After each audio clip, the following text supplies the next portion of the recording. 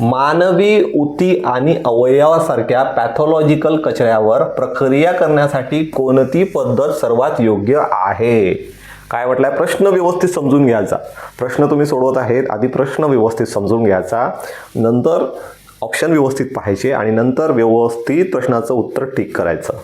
मुलं काय करतात, माझ्यासोबत ती झालेलं आहे. मी सुद्धा जेव्हा पेपर देत होतो त्यावेळेला सिली मिस्टेक, कधी कधी काय होतं, आपल्याला माहीत असतं ऑप्शन हे आहे, पण आपण दाबताना सी दाबून देतो ऑप्शन, आणि मग सिली मिस्टेकमध्ये आपले 10-12 प्रश्न असेच चालले जातात.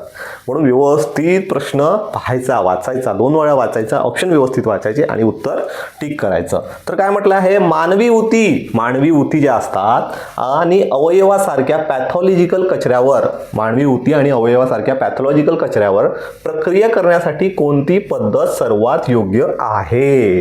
कोणती पद्धत सर्वात योग्य आहे? तर ऑप्शन नंबर डी बघा, भस्मीकरण, इन्सिनरेशन. भस्मीकरण. आता मानवी ऊती आहे, इन्फेक्टेड कचरा आहे, तो इन्फेक्टेड कचरा आहे, तो कुठेही इन्फेक्शन पसरवू शकतो तो कचरा.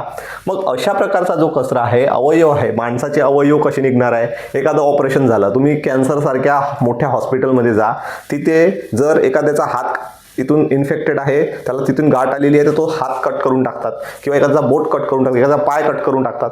मग हे मानवी अवयव आहे. ह्या मानवी अवयवाला कशा प्रकारे त्याचा विल्हेवाट लावायची? तर त्याचा योग्य उत्तर आहे भस्मीकरण. इन्सिनरेशन प्रोसेस जी असते त्याला जाळल्या जाते, ज्वलंत केल्या जाते. अशी एखादी मशीन असते, इन्सिनरेशनची एक मशीन असते, आणि ह्या मशीनमध्ये ते सर्व जो कचरा असतो, जो अवयव असते, ते सर्व टाकल्या जातं. इन्फेक्टेड कचरा जो असतो तो तिथे टाकला जातो, आणि हा कचऱ्याला एका विशिष्ट तापमानावर त्याला जाळल्या जातं, त्याचं भस्मीकरण केलं जातं, त्याला जाळण्याची प्रोसेस करतात. आणि ह्या प्रोसेसमध्ये पोल्युशन सुद्धा खूप कमी प्रमाणात होतं. पोल्युशन कमी होतं, त्यामुळे इन्सिनरेशनची ही प्रक्रिया केली जाते. ठीक आहे. तुम्हाला जर तुमच्या परीक्षेत अशा प्रकारचा प्रश्न आला तर चुकायला नको. इन्सिनरेशन प्रोसेस, भस्मीकरण प्रोसेस एकदम लक्षात ठेवायची.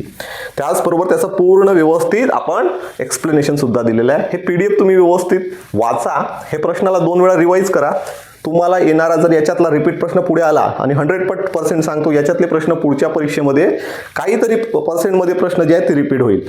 हा प्रश्न मी आधी घेतलेला आहे शिकवताना, माझ्या लेक्चर्समध्ये किंवा माझ्या MCQ मध्ये वगैरे तुम्हाला हे प्रश्न 100% मिळेल.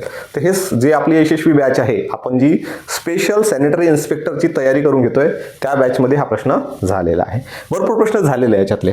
ठीक आहे. तर भस्मीकरण, इन्सिनरेशन जे आहे ही प्रोसेस असते.